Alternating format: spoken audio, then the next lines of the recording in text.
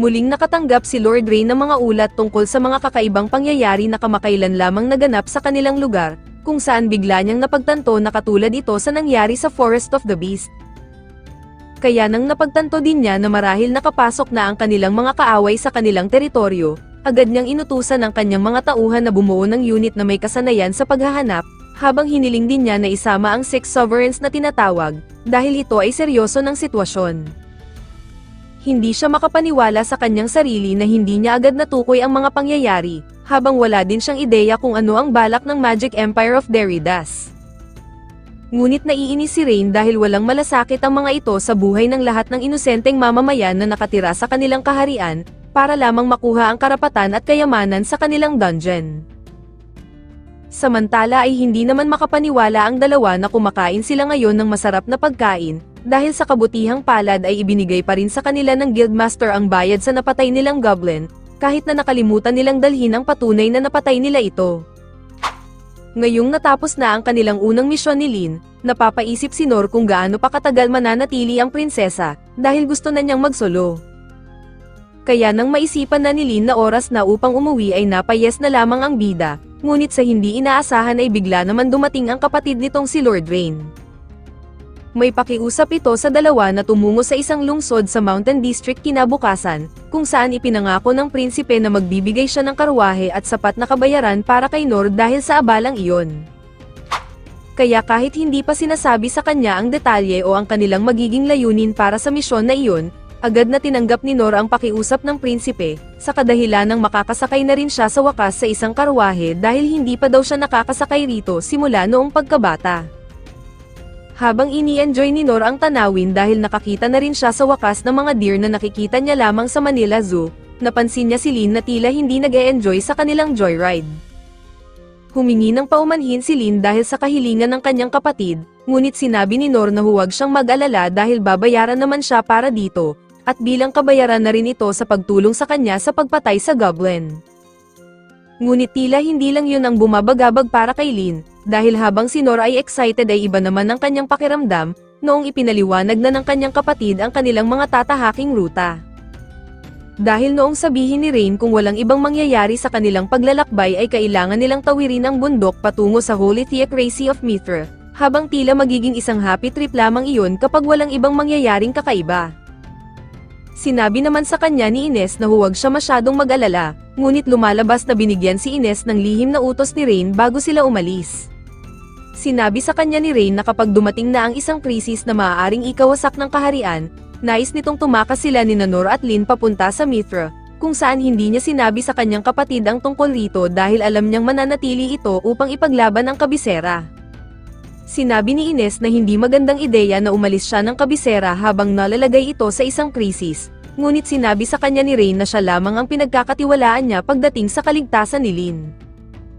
Nang huminto muna ang tatlo upang magpahinga, humingi ng paumanhin si Ines kay Nor dahil nadamay pa siya sa lahat ng ito, kung saan hindi naman maintindihan ni Nor dahil ang alam niya ay isa lamang itong happy trip.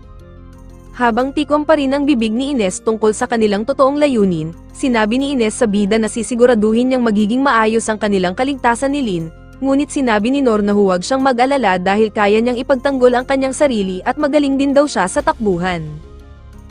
Sinabi naman ni Ines na hindi na niya kailangan gawin iyon dahil kaya niya silang protektahan gamit ang kanyang kalasag, kung saan ipinagtaka naman ni Nor dahil wala naman itong dalang kahit ano.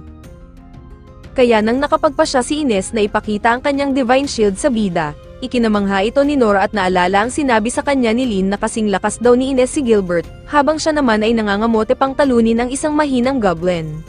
Pero ito yung goblin. Nang sabihin ni Nor na sobrang talentado ni Ines, hindi alam ni Ines kung matatawag ba niyang isang talento ito, dahil ito ang nagpaalala sa kanya noong nasa bahay ampunan pa siya at unang napansin ang kanyang kakaibang kakayahan. Habang wala pang ideya noon rito si Ines na maaari pala itong makasakit ng kanyang kapwa, ipinatawag siya ng 3 sa 6 na pinakamataas at hiniling na ipakita sa kanila ang kanyang kakayahan. Sinabi ni Okan na isa itong biyaya mula sa kalangitan, na maaaring maganyong espada o kalasag, o maaari ding magdulot ng pagkawasak ng isang bansa depende sa kung paano niya ito gagamitin. Ngunit sinabi sa kanya ng nagngangalang Dandog, na huwag siyang mag-alala dahil tuturuan siya nito kung paano gamitin ang kanyang kakayahan. Hindi nagtagal ay natutunan ni Ines ang kanyang kakayahan at madaling nakakagawa ng isang kalasag na kayang pigilan ng isang malaking bato, ngunit ito rin ang naging dahilan upang ilayo niya ang kanyang sarili sa ibang tao dahil ayaw na niyang may masaktan pa siyang iba. Ngunit noong araw naman na nakilala niya si Nor ay ikinagulat niya nang marinig na niya ang pangalan nito, noong siya ay nasa isang misyon kasama ang kanyang naging ama-amahan na si Dandeld. Habang nahihirapan sila noon sa dami ng halimaw at ang mga sundalong kasama nila ay nagsisimula ng mapagod, muling nabanggit ng kanyang ama na sana'y naroon si Nor upang gayahin ang mga ito. Para kay Ines ay nakuha na agad ni Nor ang pagkilala ng kanyang ama bago pa man niya magawa ito, kaya't nagkaroon siya ng natural na inggit sa bida kahit hindi pa man niya nakikilala ito noon. Kaya ito ang dahilan kung bakit tila may dalaw siya noong unang makilala niya ang bida, ngunit kailangan niyang isantabi ang kanyang emosyon upang hindi ito makasagabal sa kanyang misyon. Habang nagpapatuloy sila sa kanilang paglalakbay at nagpapakyut ang bida sa bintana, napansin ni Nor na tila may kakaibang nangyayari sa bukirin, kung saan tila natutuyot ang ilang pananim kapag nadadaanan ng isang itim na usok. Nang mapansin nga ito ni Lin ay agad niyang ginamit ang kanyang uncover spell, upang ibunyag sa kanila ang isang higanteng kokak na may pakpak. Samantala ay ni-report ng isang kawal na maraming halimaw ang biglang umatake sa iba't ibang bahagi ng kabisera, kung saan agad iniutos ni Rain na i-deploy ang lahat ng dibisyon ng kasundaluhan upang mapigilan ang pag-usad ng mga halimaw. Hinala ng hari na pakana ang lahat ng ito ng hari ng Deridas at talagang tinupad nito ang kanyang mga banta sa kanila, kung saan sinabi ni Rain na mukhang hindi ito titigil hanggat hindi nito nakukuha ang kanyang gusto.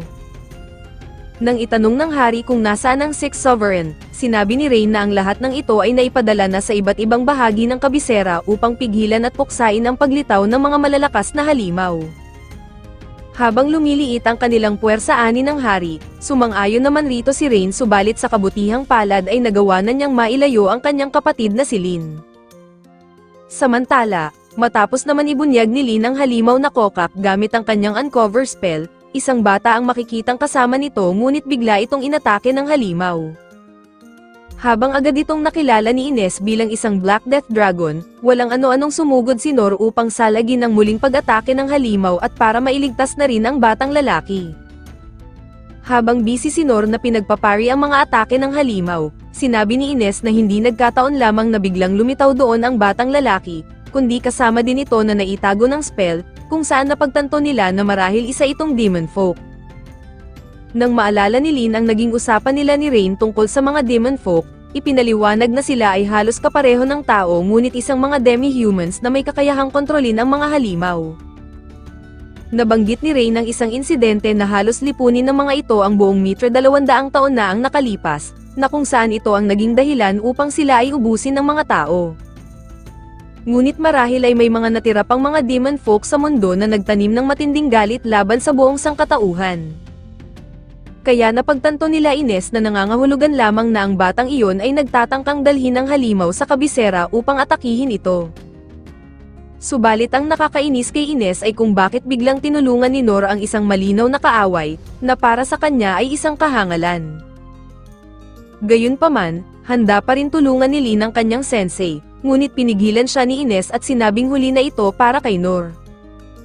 Habang iniisip naman ni Nor na mas mahina ito kumpara sa goblin na nakalaban nila sa kagubatan, bigla itong nagbuga ng kung ano patungo sa kanya. Imbis na iwasan, nagpa siya si Nor na hindi umalis sa kanyang kinatatayuan dahil alam niyang masasaktan ang bata kung gagawin niya ito, kaya't pinari ni Nor ang atake ng halimaw. Subalit bigla na lamang nanlabo ang mga paningin ni Nor at agad niyang napagtanto na siya ay nalason ng atake na iyon, kung saan naisip niya na marahil ito ang nais iparating sa kanya ni Ines kanina. Sinubukan iligtas ni Lin si Nor ngunit agad itong pinigilan ni Ines, kung saan sinabi niya na ang kanyang tungkulin ay protektahan ng prinsesa para sa ikabubuti ng kaharian.